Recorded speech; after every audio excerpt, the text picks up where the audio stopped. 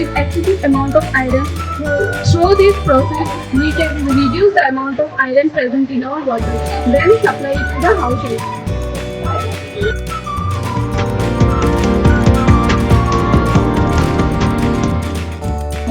So this is structure of the kidney. So we have two kidneys in our body, and they are like being shaped, and the color is totally reddish brown in color. And we can see that the right kidney is a bit lower than the left kidney. This is because of the location of liver. So one of my teammates will explain how kidney blood is entered inside the liver.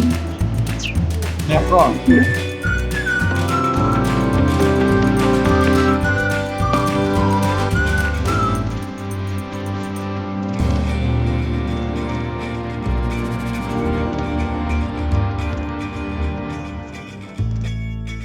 What are these? You can communicate, you can walk, serve, you can also extinguish fire.